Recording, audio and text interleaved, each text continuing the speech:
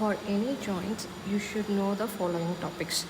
The topics are type of the joint, articular surface, ligaments, bursa, relations, arterial supply, nerve supply, movements, and clinical correlations.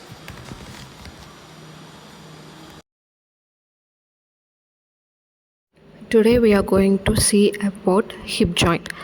The type of this joint is ball and socket synovial joint. Coming to articular surfaces, proximally you have acetabulum. Acetabulum is the part of hip bone which is horseshoe shape, and the distal part is by head of the femur. It is entirely covered with articular cartilage, that is your hyaline cartilage, except a area called fovea capitis.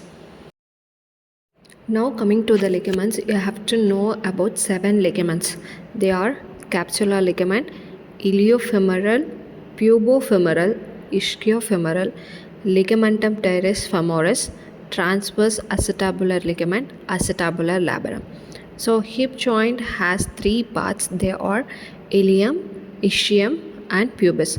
So the ligaments from the ilium to femur is iliofemoral, from pubis to femur is pubofemoral, and ischium to femur is ischiofemoral.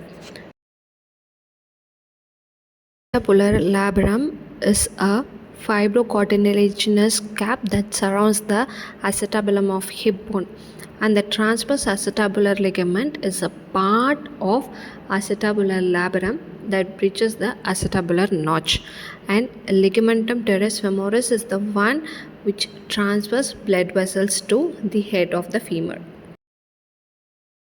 Now coming to the relations of hip joint, you have to know anterior, posterior, superior and inferior relations. Anteriorly, it is all related to content of femoral triangle, which are femoral artery, femoral nerve, femoral vein, femoral sheath, and posteriorly you have to know the gluteus maximus and the structures under it, which is an important question in hip region. The structures are superior and inferior gluteal nerves and vessels, sciatic nerve, posterior cutaneous nerve of thigh and nerve to quadratus femoris.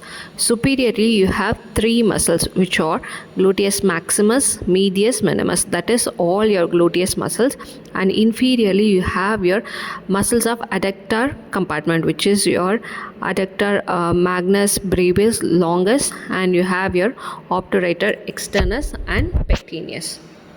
For bursa, you have to know 4 bursas, 2 on the side of hip bone and 2 on the side of femoral bone. As you know, hip bone is formed by ischium, ilium and pubis.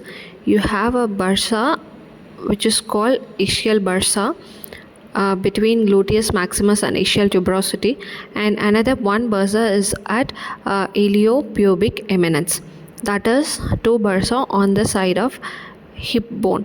On other side of femur, you have trochanteric bursa, which is located in greater trochanter, and gluteofemoral bursa.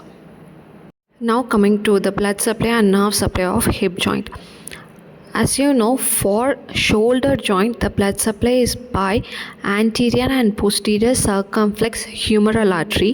Here, for hip joint, the blood supply is by medial and lateral circumflex femoral artery. Don't confuse this point.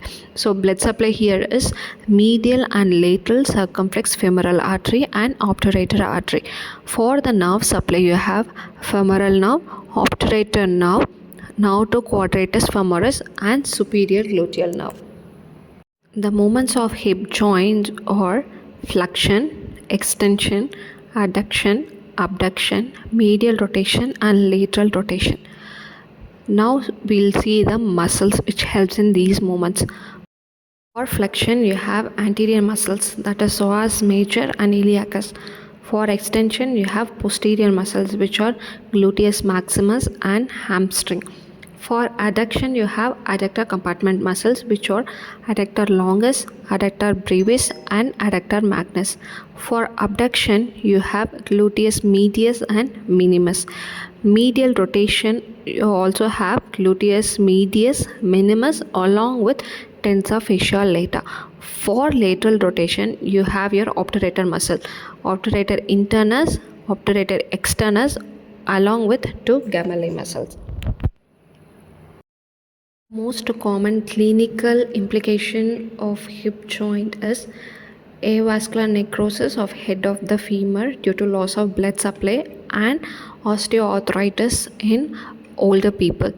When this avascular necrosis of head occurs in child, we call it as Perthes disease.